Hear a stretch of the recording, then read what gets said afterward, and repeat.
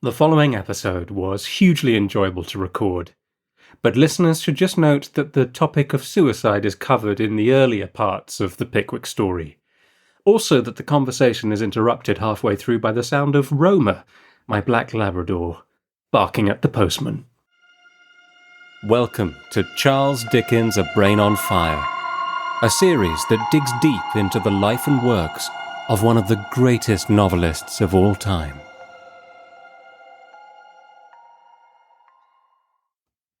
Hello everyone, I'm sure you'll agree that what the world needs now is an episode on the Pickwick Papers. So I'm thrilled to welcome back to the series the inimitable Professor Hugo Bowles, who is going to guide us through this riot of a novel, if it is a novel. Hugo is an alumnus of both Oxford and Cambridge, where he read English, classics, and applied linguistics. For over 3 decades, he lectured at 4 Italian universities and is the author of Dickens and Stenographic Mind, published by Edinburgh University Press. Hugo is currently working on an OUP edition of Pickwick, but before we invite him in, here is a little guide to some of the larger-than-life characters that you'll meet in the pages of this book. There's Mr. Pickwick, of course, a large man who sends rays of benevolence over all he meets from his shiny bald head, glasses, and twinkly eyes. A large man of fiery temper also, but whose rage dissipates in the moment of conquest over an enemy, where he'll try to look stern as tears run down his waistcoat. Orbiting the Pickwickian sun, there's Sam Weller, pronounced Vella, of course, Pickwick's faithful and devoted manservant, who guides and protects his master's liberty and good name when it comes under threat, and whose untaught brilliance and sincerity can melt the cast-iron arguments of the educated classes.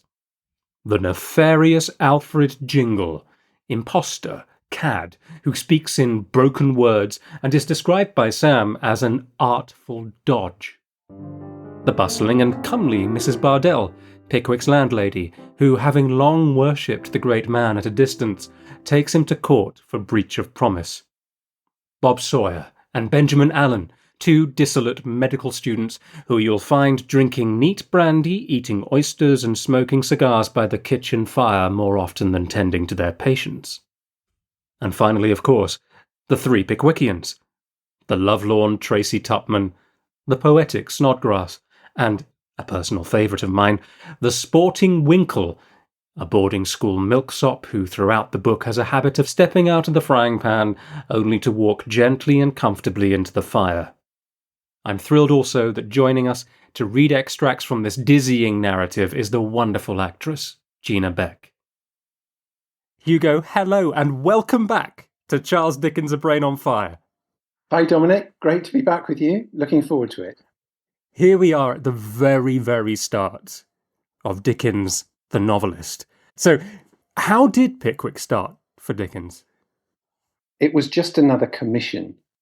His contract with Chapman and Hall, who were the publishers, it was just another piece of work, because we have to remember really that Dickens is very young. He's only 24, and his situation is very precarious almost. You know, he wants to get married, doesn't have very much money, doesn't really have a guaranteed income, and he's doing all kinds of work. I mean, he's got lots of different jobs. His main job is really as a reporter for the Morning Chronicle, and that involves reporting from Parliament when it was in sessions, you know, in the mornings and the evenings, so very unsociable hours. He wrote theatre reviews for them, and he was kind of a special envoy sent in to cover special events. So that was his sort of journalism job. He was about to publish Sketches by Boz, his book of sketches, but he was still writing them for different journals, Morning Chronicle, Evening Chronicle, and one called Bell's Life in London. And he was writing a libretto for an operetta called The Village Coquettes. And he was really keen on this, and that was eventually staged in November 1836. And he was preparing to publish Sketches by Boz, which came out in February, on February the 8th, 1836. So he's kind of juggling all these different jobs. And when the The knock on the door came from Chapman and Hall. He had this very busy, rather chaotic schedule. And you've described it, Hugo, I know, as a process that's accidental. So in what way is it by chance that this all comes together and becomes something? I mean, by how much does he exceed and smash his initial brief from Chapman and Hall? Ah, yes, that's a really interesting question. I think of it as accidental because Dickens it wasn't his idea for a start. Okay, the idea doesn't come from Dickens. It's not as if the publishers say, oh, here's a great young writer. I wonder if he's got any good ideas for a novel. It wasn't that at all. It was the publishers, Chapman and Hall, had been approached by the illustrator, Robert Seymour, who wanted to do some comic illustrations about townies, people living in the city, going out into the country and trying out country sports and making fools of themselves, hunting, shooting, and fishing, that kind of thing. And that was the original idea. And the writing isn't really the important thing. The important thing is the illustration. People would buy it because they liked. Seymour was a really good illustrator and very popular. And the idea would be that the public would buy it for the illustrations, and the writing connecting the illustrations was just a bit of sort of hack journalism. So it wasn't Dickens's idea, and Dickens wasn't even the first choice. I think they contacted some other writers and they turned it down. So they came along, they'd seen obviously Dickens's sketches and thought, well, okay, here's a nice, good writer, he would be ideal, and then knocked on his door. So really, that's how it came about. And this happened in February in 1836. And Dickens just said, okay, he needed the money. And the proposal, it was quite a good proposal for him in his particular circumstances, because it was 20 monthly installments. So that was monthly earnings, which was, something that Dickens was very keen on. 12,000 words a month, and he'd be paid £14 a month. And that was very tempting for Dickens. So in a way, that was what got him going. It wasn't particularly the idea. It was another piece of work. And that's really how it snowballed from there. Do you feel like he starts out seeing himself as a novelist? Because when you think of the Fleet Prison episode, for example, and the depth that it goes to with the characters there. That's right. There's an enormous difference between the beginning of Pickwick and the end.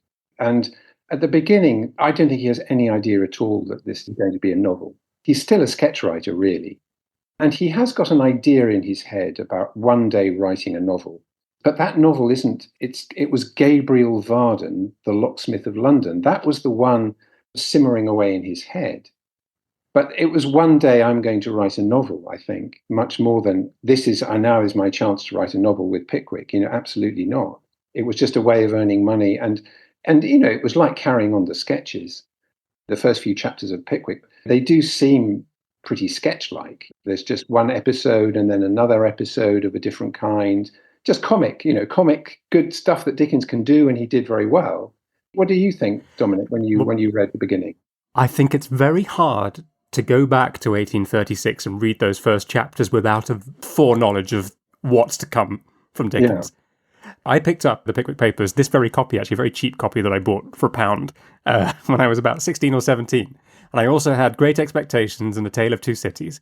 I raced through those, and David Copperfield. When I tried the Pickwick Papers, I aborted it after the first chapter. I wasn't probably mature enough to understand what was happening in the setting up of the club, and I just kind of gave up.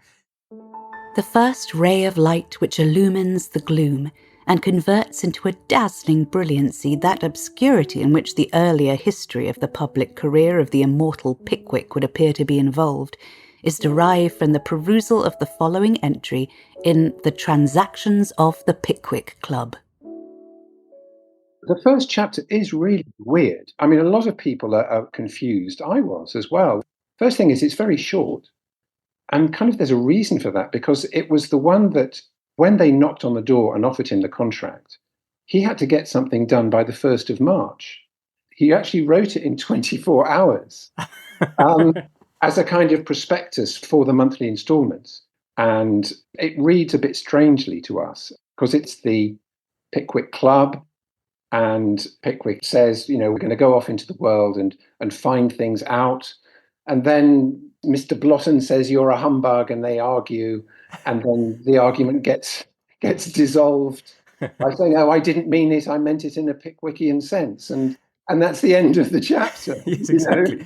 And it is amazing, isn't it? And the word Pickwickian lands within the first 100 or so lines, and there it is for all time. But I do enjoy that first chapter now because I know what's coming. But I think there's a moment very early on when they start their journey and they're in the cab. And I think Pickwick asks the driver how old the horse is. And the driver says, 42. 42, replied the driver. What? And how long do you keep him out at a time? 2 or 3 weeks. Weeks, said Mr. Pickwick in astonishment. He lives at Pentonville when he's at home, but we seldom takes him home, on account of his weakness. He always falls down when he's took out of the cab. Straight away it launches you into this kind of hyper exciting, silly world. And then the cab driver gets really suspicious immediately, doesn't he? And thinks that the Pickwickians are spying on him. Right. He's a spy, and then everyone gets involved. They get jostled by the crowd, and I mean, it's comedy. You know, that's really the tone. And Dickens starts by just making it funny. And of course, the tone changes much later on in Pickwick. The early episodes, the military, they go to view the military parade and they get sort of overrun by the soldiers. That's just slapstick comedy. But it's so interesting, isn't it? Because the soldiers are firing blanks, aren't they? Yeah. But there's something very theatrical about it, but then it bumps into reality. There are these shocking moments of kind of real danger that creep in. But very early also, I mean, I think it's in chapter 3, you have The Stroller's Tale, that story of the dying clown or the dying actor, which is suddenly incredibly powerful. And initially, I think the interpolated stories are sometimes more real than the reality of the main story of Pickwick. And then it seems to swap over. Pickwick learns from these stories, perhaps. Yes. What are called the interpolated tales. There are 9 of them in Pickwick. And they refer to these stories which sort of appear in the text. And they seem to be completely unconnected with Pickwick's adventures. You know, someone will sit down in the pub and tell a story. You do wonder when you read this, oh, what on earth is going on? I mean, you did an episode with Claire about the Gabriel Grubb. Yes. It's a wonderful story. But then you think, well, what's the connection here with Pickwick? And it's quite hard to find. The Dying Clown, as you're right, it's kind of a shocking story. You've got a comic episode, and then in comes a complete stranger and tells a story about a dying clown. And it's a very powerful story of delirium on his deathbed. And in a way, the dying clown story is connected to the story of Robert Seymour, who was the illustrator who we talked about at the beginning, because it's at that point that Seymour has illustrated the first number. And then it's a very tragic story. He commits suicide after 2 months of Pickwick. And it's at the time when he's illustrating that chapter of The Dying Clown. There was a suggestion that he found it very difficult to illustrate because he didn't expect it. You know, he's not really expecting to illustrate a dying clown in a book that's supposed to be comedy. And that wasn't the original idea. There's this strong suspicion that there was a bit of tension between Dickens and Seymour. It's Seymour's idea. He's just expecting Dickens to write the text for his illustrations. And Dickens doesn't really do that, and he doesn't really want to. They disagree, for example, about what Pickwick was supposed to look like. Seymour wanted Pickwick to be tall and thin at the start. Okay. And then the publisher says, no, he's got to be small and fat. And Dickens goes with the small and fat, I think, because there's perhaps more scope for comedy in it. I don't know. But he sides with the publishers. So Seymour is already illustrating Pickwick in a way he maybe doesn't want to. It's hard to know because we don't really know what Seymour actually thinks. He only met Dickens once. It was a couple of nights before he committed suicide. They had a drink together, so maybe things were smoothed out. We don't know. But there is a sense of tension. In one of Dickens's letters, he says to the publisher, "I would like to take my own way." which is meaning that I'd like to do things a bit more my way rather than the illustrator's way, which isn't how it should have been. It should have been Dickens subordinate, at the beginning, subordinate to the illustrator. He wasn't. But we know what Dickens is like. He's quite assertive. He wants his own way. And whatever happens, Seymour commits suicide. Now, there's all kinds of explanations. Maybe he had money troubles. He had some mental instability. But his wife was very unhappy with Dickens. And after his death, did claim that the plot and the ideas for Pickwick were all from Seymour, not from Dickens. So there was a bit of controversy there. So there is a story with the Dying Clown, which isn't just to do with the Pickwick book, but with things outside it. What did you make of the Dying Clown? Yeah, I think Dickens writes fever so well, doesn't he? Yeah. He always does, right through his career. People in bed with a condition of fever and the thoughts just kind of smashing into each other. Yeah, delirium, yes. He rose in bed, drew up his withered limbs and rolled about in uncouth positions. He was acting. He was at the theatre. A minute's silence, and he murmured the burden of some roaring song. How hot the room was. He had been ill, very ill, but he was well now, and happy. Fill up his glass. Who was that dashed it from his lips? It was the same persecutor that had followed him before. He fell back upon his pillow and moaned aloud. When you read Pickwick, you go off at tangents all the time. Yes. It's a very chaotic book. And then the question does become, well, is it a novel? The traditional things we think of in a novel, a plot, developing characters, and so on. I mean, I almost feel like Dickens leaves it a bit open for himself.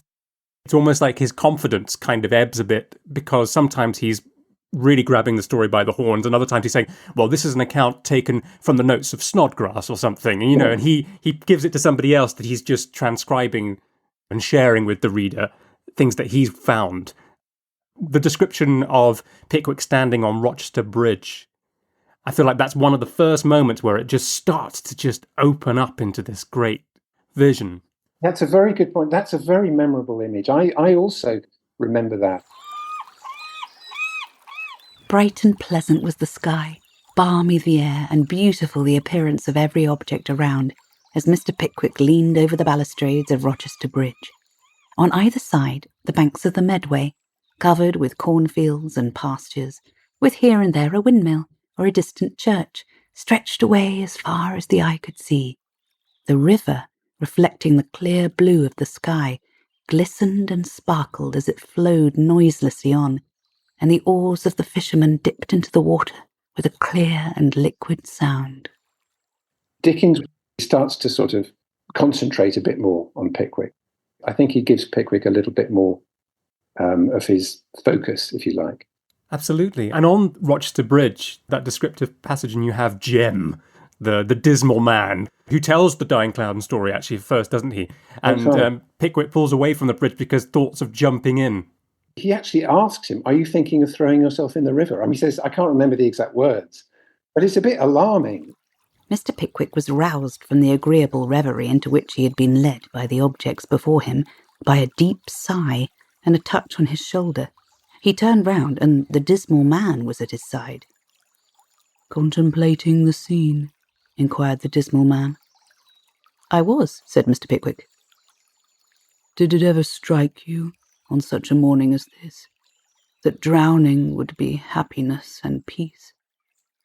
"God bless me, no," replied Mr. Pickwick, edging a little from the balustrade, as the possibility of the dismal man's tipping him over by way of experiment occurred to him rather forcibly. That's when Pickwick becomes more interesting, really. You wake up as a reader, I think. And, you mentioned the goblins that stole a sexton. Yes. The Christmas scene at Dingley Dell.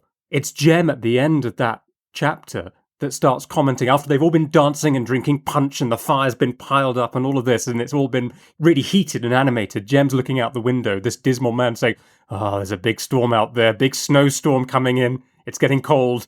It was a night like this, like Gabriel Grubb," and immediately pulls them into this, even though it's a very silly ghost story, actually, in some ways.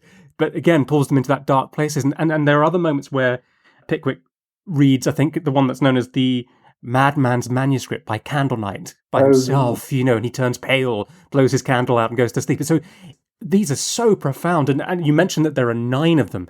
There are 9 kind of formal ones, aren't there? But there have got to be at least another 10 ones that you catch on the breeze, like Sam Weller's story. Yeah, there's lots of storytelling, and that's a big thing. It's people sitting down just telling quick stories. Sam does lots of funny ones, but there's a difference, I think, between those ones and the interpolated ones, because Sam's ones are much more connected with the people he's telling the story to. The people listening are involved in the story, they interrupt, like gossip. There's a social context there. Whereas with the interpolated ones, they're often a stranger who just tells a story and then that's it. There's a different quality to them. And it seems to me that the social ones take over in a way. And Pickwick becomes a much more social novel. The more Sam is involved, there's more collective laughter, interruption, and they're more integrated, if you like. And that helps the cohesion, I think, and the novel-like nature of Pickwick. I'm guessing here that Dickens initially, in his brief to write these sketches that become this great book, he's thinking perhaps of writing for quite well-off middle-class readers.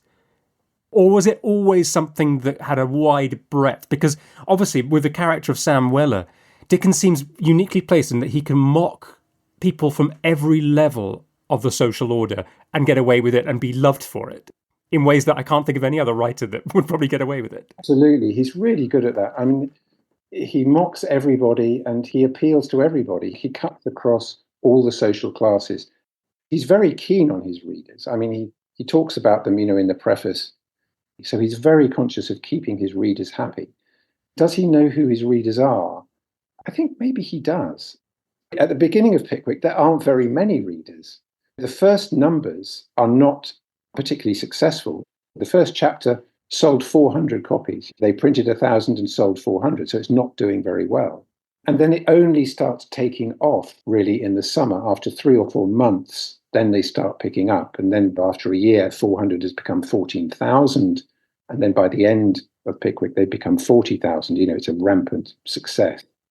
Everyone agrees that when Sam arrives in the summer, in June 1836, when he starts writing Sam into Pickwick, the sales start to go up. And I think he realizes then that that's what the readers like. But the numbers actually go up a bit before Sam arrives. They start going up when Jingle arrives and when he elopes with Rachel Wardle. There's that wonderful coach ride. They chase Jingle across country on a coach. That's a very well-written chapter, I think, the coach journey. Yeah, no, I love it. By the moonlight, isn't it? Yeah, road rage, the first kind of example of road rage in literary history. Fields, trees and hedges seemed to rush past them with the velocity of a whirlwind. So rapid was the pace at which they tore along. They were close by the side of the first chaise. Jingle's voice could be plainly heard even above the din of the wheels, urging on the boys. Old Mr. Wardle foamed with rage and excitement. He roared out scoundrels and villains by the dozen, clenched his fist and shook it expressively at the object of his indignation. But Mr. Jingle only answered with a contemptuous smile. I thought it might be interesting if we took a little spin of the character wheel and maybe looked a little bit at Pickwick as a character. Because something you said to me when we were planning this, did you say G.K. Chesterton describes Pickwick as a Christ-like figure, if I remembered that right?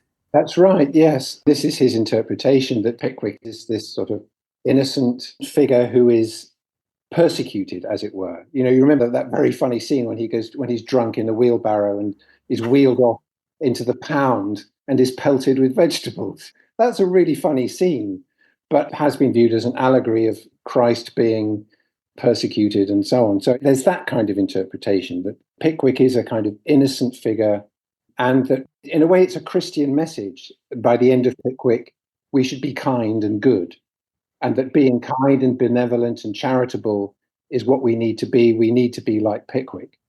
But there's a journey also for Pickwick himself, isn't there? I think it's even worded like that he has to overcome his obstinacy and choose his benevolence over that, because he's quite capable of losing his temper as well, isn't he? And being very assertive. He does. He's quite an angry man and is prone to these sort of bursts of rage.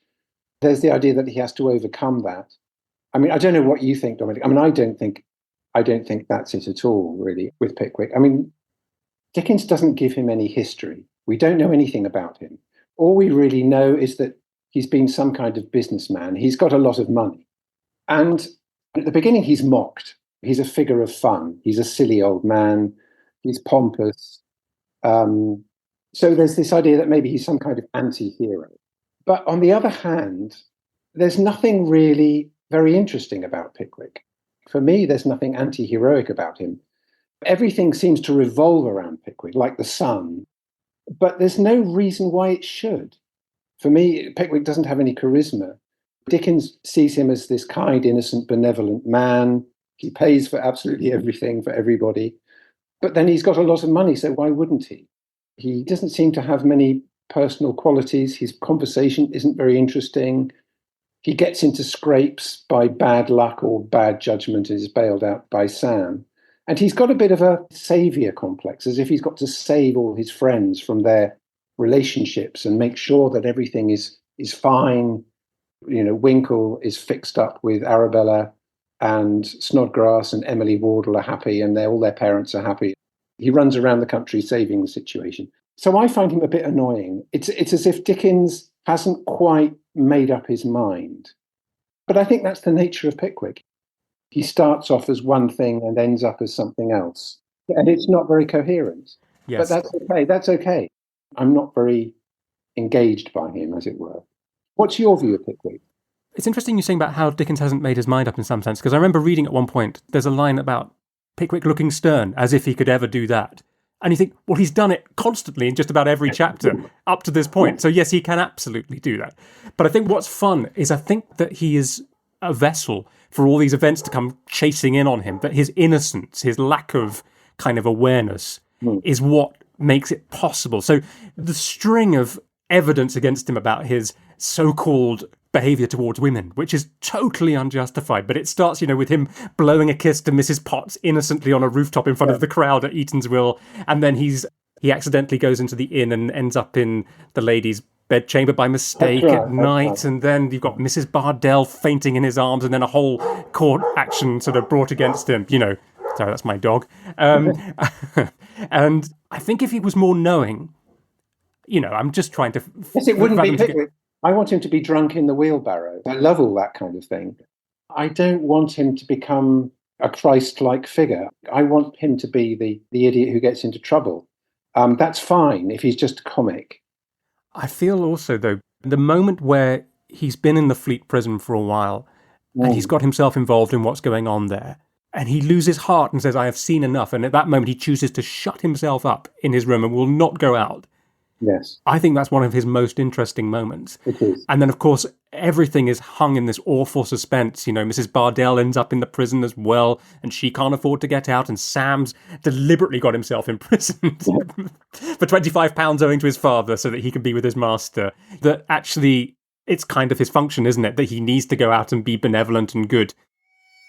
Mr. Pickwick wandered along all the galleries, up and down all the staircases, and once again round the whole area of the yard. There were the same squalor, the same turmoil and noise in every corner. The whole place seemed restless and troubled, and the people were crowding and flitting to and fro like the shadows in an uneasy dream. "I've seen enough," said Mr. Pickwick, as he threw himself into a chair in his little apartment. "My head aches with these scenes, and my heart too. Henceforth I will be a prisoner in my own room." I agree. I mean, you're right about that. The Fleet prison is a sort of turning point. It's where the atmosphere of Pickwick changes very much. It becomes more serious. The comic elements come in. I mean, Tony Weller, and there's lots of funny stuff going on, but it's Sam as well coming in. We've got to talk about Sam, Hugo.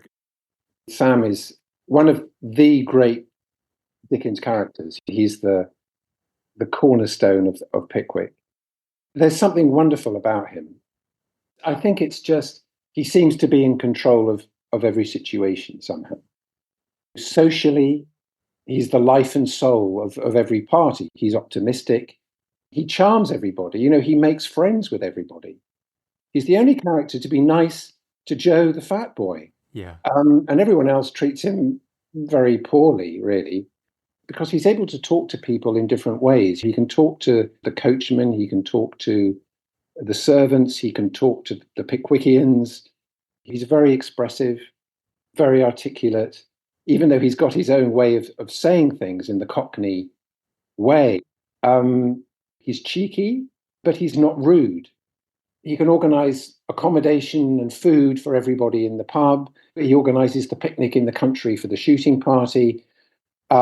He's very good with the coachman. He takes them around the city, go round and explain everything to them. And Sam is the one who's kind of mediating between everybody. You know, he's a problem solver. He bails Pickwick out, gets him out of the hotel room when he's with the woman in the hotel who's got her hair in curlers. And it's Sam who gets him back to his room when Pickwick gets caught in that garden of the girls' boarding school. Oh, yes, the abyss and all of that. Yes, yeah. Yes. It's Sam who bails him out. You know, he calls him Sam because Pickwick's hopeless. But he's also good at even the subtle diplomacy. Like, there's this very interesting scene when Pickwick sends him off to Mrs. Bardell because he wants to find out if Mrs. Bardell is serious about going through with this trial. And this is his ability to make people feel comfortable. He gets what he wants without hurting anybody. And he has a great relationship with his father. Those scenes with Tony, you know, the Valentine card. Yes. He goes to his father, who can't write, for help with the Valentine card. That's a wonderful scene. Ain't you a-going to sign it? That's the difficulty, said Sam. I don't know what to sign it. Sign it, Vella, said the oldest surviving proprietor of that name. Won't do, said Sam. Never sign a Valentine with your own name. Sign it Pickwick, then, said Mr. Weller. It's a very good name, and an easy one to spell. The very thing, said Sam. I could end with a worse. What do you think? I don't like it, Sam, rejoined Mr. Weller. But Sam was not to be dissuaded from the poetical idea that had occurred to him, so he signed the letter. Your lovesick Pickwick. He signs it Pickwick. He doesn't sign it. They get confused. You know, there's that kind of wonderful symmetry there. And they help each other out. They're very supportive of each other. And of course, there's very nice courtship with Mary, Sam and Mary. Helping her fold carpets and getting closer and closer to each other, all of that. That's right, yeah. It's really, really nicely done. And with Sam and Mary, I mean, it's almost instantaneous, isn't it, their romance? Whereas all the other characters have these long, hand-wringing kind of entanglements and things that don't happen and go wrong, and then they need help and money to make this work and all of this. But Sam is salt of the earth, isn't he? His feet are on the ground, and at the same time, he's so quirky and out there. And I love the way that Sam innocently demolishes the prosecution when he takes the stand in the trial scene. Do you mean to tell me, Mr. Weller, that you saw nothing of this fainting on the part of the plaintiff in the arms of the defendant, which you have heard described by the witnesses? Certainly not, replied Sam. I was in the passage till they called me up, and then the old lady was not there. Now attend, Mr. Weller, said Sergeant Buzzfuzz, dipping a large pen into the inkstand before him for the purpose of frightening Sam with the show of taking down his answer. You were in the passage and yet saw nothing of what was going forward. Have you a pair of eyes, Mr. Weller? Yes, I have a pair of eyes, replied Sam. And that's just it. If they was a pair of patent double-million magnifying gas microscopes of hextra power, perhaps I might be able to see through a flight of stairs and a deal door. But being only eyes, you see, my vision's limited. And in that same trial, you have Nathaniel Winkle, who completely goes to pieces. What's your Christian name, sir? Angrily inquired the little judge. Nathaniel, sir. Daniel? Any other name? Nathaniel, sir, my lord, I mean. Nathaniel Daniel, or Daniel Nathaniel. No, my lord, only Nathaniel, not Daniel at all. What did you tell me it was Daniel for, then, sir? Inquired the judge. I didn't, my lord, replied Mr. Winkle. You did, sir, replied the judge with a severe frown. How could I have got Daniel on my notes unless you told me so, sir?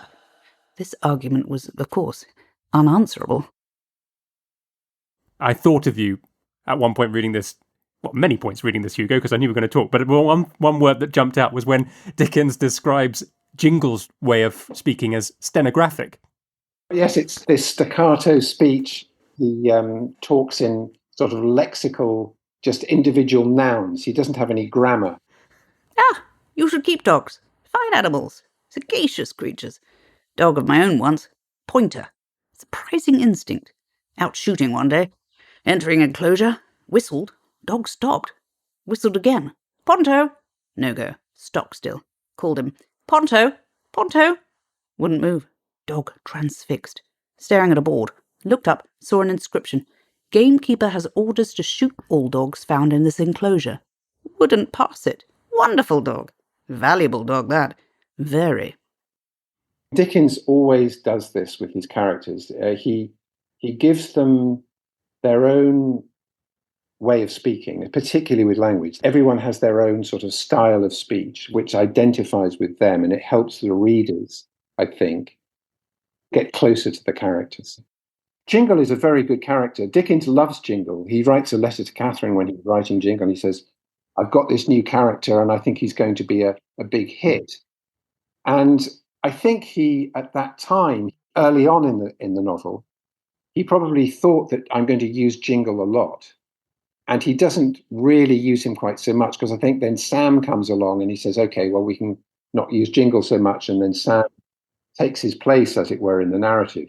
The idea that this is a coherent novel, it really isn't, because he's writing it for 20 months, and almost sometimes he forgets characters for a bit, completely forgets them, and then reintroduces them. There are so many characters, and you have to be willing to just have them dropped again and then re-emerge. Like Jingle, like you said, he's an interesting one, but at the same time, I'm so glad he disappears for a while, because when he re-emerges with Job Trotter in the prison, it's absolutely astonishing, and it's so powerful, and I don't think you would have had the same effect had you not had him drop away. I quite agree with that, and it is very powerful. Ungrateful dog. Boyish to cry. Can't help it. Bad fever. Weak. Ill. Hungry. Deserved it all, but suffered much. Very. Bob Sawyer, my favourite character of all, after Sam. Yeah. Mad medical student. I think he was based on a student that Dickens actually knew called Robert Sawyer. Subtle. Well, yes.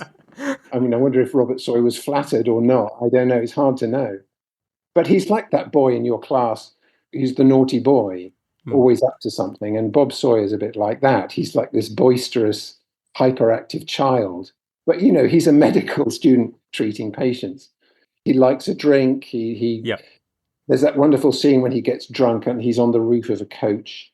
I can't remember where they're going. But they're going to see Winkle Senior, I think. Right, well remembered. And Pickwick meets him and says about his patients that he's leaving unattended. Are they going to be okay? And he says, I'm fine. And they get on the coach, don't they? Yes. That's right. And he goes on the roof and Pickwick's on they're inside, and he's drunk by then, Bob. And there's this moment when Pickwick looks out of the coach and sees lots of people lining the streets cheering. And he thinks, oh my God, what are they cheering? And he realizes they're cheering Bob, who's obviously putting on a show on the roof of the coach. You don't quite know what he's doing, but he's doing his madcap, whatever Bob gets up to, on the roof. And there's this sort of carnivalesque atmosphere about the whole thing, this coach driving through a town, people cheering, and a lunatic on the roof. Wonderful stuff. Oh, it's wonderful. And where that whole scene leads is one of my all-time favourite moments. I mean, because he's on the roof, isn't he? And he's sharing his black bottle of punch and he dangles it. And it hits against the glass of the carriage. And Pickwick at first is indignant. And then they take the bottle and start drinking it. Mr. Pickwick gently let down the window and disengaged the bottle from the stick, upon which the latter was drawn up and Mr. Bob Sawyer was heard to laugh heartily. What is it? Inquired Ben Allen carelessly. I don't know, replied Mr. Pickwick with equal carelessness. It smells, I think, like milk punch. Oh, indeed, said Ben. I think so, rejoined Mr. Pickwick, very properly guarding himself against the possibility of stating an untruth. Mind, I could not undertake to say certainly without tasting it. Oh, you'd better do so, said Ben. We may as well know what it is. Do you think so? Replied Mr. Pickwick. Well, if you are curious to know, of course I have no objection. Ever willing to sacrifice his own feelings to the wishes of his friend, Mr. Pickwick at once took a pretty long taste. What is it? Inquired Ben Allen, interrupting him with some impatience. Curious, said Mr. Pickwick, smacking his lips. I hardly know. Now, oh yes, said Mr. Pickwick after a second taste. It is punch. Mr. Ben Allen looked at Mr. Pickwick. Mr. Pickwick looked at Mr. Ben Allen. Mr. Ben Allen smiled. Mr. Pickwick did not. It would serve him right, said the last-named gentleman, with some severity. It would serve him right to drink it, every drop. The very thing that occurred to me, said Ben Allen. So there's a moment of Pickwick being quite an empty character, but then suddenly being corrupted by this alcohol, and then they have to go and see Winkle Sr., Bob Sawyer's there, and Benjamin Allen, and they're completely fuddled with drink, I think is the description. And that's one of the funniest scenes where Pickwick has a very serious task to tell Winkle Sr. about his son's marriage, and they've got these two people either side that can't... That's right. Here stood Mr. Pickwick, Mr. Benjamin Allen, and Mr. Bob Sawyer as the clock struck 10. A smart servant girl answered the knock and started on beholding the three strangers. "Is Mr. Winkle at home, my dear?" inquired Mr. Pickwick. He's just going to supper, sir," replied the girl. "Give him that card, if you please," rejoined Mr. Pickwick. "Say I'm sorry to trouble him at so late an hour, but I'm anxious to see him tonight and have only just arrived." The girl looked timidly at Mr. Bob Sawyer, who was expressing his admiration of her personal charms by a variety of wonderful grimaces. It is a long, rambling novel, but that's its strength as well as its weakness, it seems to me. Definitely. I mean, the main thing is it's so enjoyable. I mean, that's the test, isn't it? It holds your attention, it's profound, and it's fun all the time, and silly. The silliness, the mixture of silliness and seriousness. I don't know any other writer that does it like him. And it's so everyday. You know, there's this scene which we recognise now. Bob Sawyer, who can't find the rent, and his landlady comes down and berates him. And there's that wonderful scene when they're having a party, and the landlady comes in, and it's very embarrassing. And she demands her rent, and she's talking to Bob. At the same time, she's talking to her husband upstairs, who's too cowardly to come down. And at the same time, she's talking to the neighbours to show that she's a respectable woman who's collecting her rent. There's all that kind of thing. You know, this is all very familiar somehow. There's so many scenes which we recognise. Yes, I love that. And we never see the husband, do we? I don't think. I think because No. at a safe distance, I think from under his bedclothes, he shouts something down the stairs to them in a later episode. Dickens is very good at that kind of psychology. For such a young man, you know, he's only 24, and he really does seem to understand what people are thinking. And the more he does that in his writing, when he's describing what people are thinking, the better it is somehow. Yeah, absolutely. Yes. I wondered, Hugo, do you have any favourite episodes not mentioned yet? Because I've got one here as well that I can... Any scene with Bob Sawyer is great for me. I mean, obviously, the scene with Mrs. Bardell and Pickwick, when she faints into his arms, and the whole misunderstanding in that scene. Yes, those are the ones for me, I think. Okay. There's one that I really love, is the scene of the Gazette and the Independent. Is it Mr. Potts comes back later as well with Mr. something? Oh, yeah, and they start reading the paper by the fire. I love it, but I love the way the argument builds, where they're reading each other's rival newspapers sat opposite each other by the fire, just making these kind of coughing sort of comments, and then they get more and more heated. And again, Pickwick has to break them up and take all the blows off them. Mr. Pott took up his position on an opposite settle, and selecting one from a little bundle of newspapers, began to read against his enemy. Mr. Pott, of course, read the Independent, and Mr. Slurk, of course, read the Gazette, and each gentleman audibly expressed his contempt at the other's compositions by bitter laughs and sarcastic sniffs, whence they proceeded to more open expressions of opinion, such as absurd, wretched, atrocity, humbug, knavery, dirt, filth, slime, ditch-water, and other critical remarks of the like nature. "What's that you said, sir?" inquired Mr. Pott, looking up, trembling all over with passion. "What's that to you, sir?" replied Slurk. "Ungrammatical twaddler, was it, sir?" said Pott. "Yes, sir, it was," replied Slurk. Mr. Pott folded up his copy of the Independent, flattened it carefully down, crushed it beneath his boot, spat upon it with great ceremony, and flung it into the fire. "There, sir," said Pott, retreating from the stove, "and that's the way I would serve the viper who produces it, if I were not, fortunately for him, restrained by the laws of my country." The indignant Independent did not wait to hear the end of this personal denunciation, for, catching up his carpet bag, which was well stuffed with movables, he swung it in the air as Pot turned away, and, letting it fall with a circular sweep on his head, just at that particular angle of the bag where a good thick hairbrush happened to be packed, caused a sharp crash to be heard throughout the kitchen, and brought him at once to the ground. "Gentlemen," cried Mr. Pickwick as Pot started up and seized the fire shovel, "gentlemen, consider, for heaven's sake! Help, Sam! Help! Interfere! Somebody!" Uttering these incoherent exclamations, Mr. Pickwick rushed between the infuriated combatants just in time to receive the carpet bag on one side of his body and the fire shovel on the other. It's a very clever way of introducing an argument, isn't it? I mean, Dickens' imagination really comes out in scenes like that. You know, his ability to conjure up a funny argument out of nothing by getting them to read their newspapers. I think it's very, very good, very funny. And is there anything, Hugo, from the Eatanswill election chapter that sticks out for you? It's just the familiarity of it all. There's a line about the mob in there when Pickwick actually, in a rather wise way, says, "I think it's a good idea to do what the mob want." I can't remember the exact line. So he cheers with the mob for the Blues or something like that. Right. And then Tupman says, "But what if there are two mobs?" And Pickwick says, "Cheer with the loudest." That's right. That's such good advice. I mean, Dickens, he'd actually done that a month earlier. He'd been sent down to cover an election. He got that firsthand. And when the mob on both sides get disorderly, I think there's this fantastic line about there are 12 constables that are chosen to arrest just the ringleaders, but there are 250 ringleaders, which I think is, again, it's so good. But I wondered if I found in this book the longest compound adjective in existence up to this point. There's this line about a man who has a puffy "say nothing to me or I'll contradict you" sort of countenance, which, again... Superb, absolutely wonderful. Yeah. This is when he's starting being really creative. I don't think he'd have done anything like that in the sketches to that extent. And I think you can feel like Dickens is getting on a roll and really using his descriptive powers. Yes. And use that verbal creativity that he's got to its fullest. Yeah. Yeah.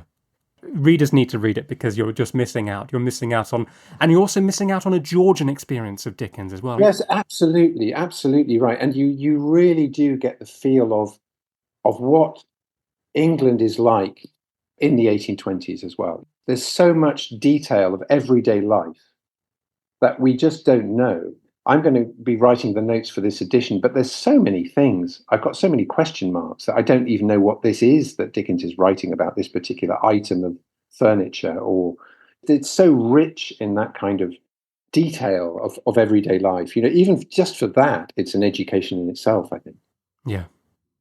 Well, Hugo, thank you so much for coming back. It's been fantastic to talk to you about this one. Great, Dominic. It's been lovely to talk to you. I've really enjoyed it. Thank you. Thank you for listening to Charles Dickens' A Brain on Fire. If you're enjoying these episodes and would like to make a small donation towards the costs of producing them, please follow the link at the bottom of the description and you can make a donation there. Every coffee you buy makes a huge difference. Thank you ever so much and see you next time.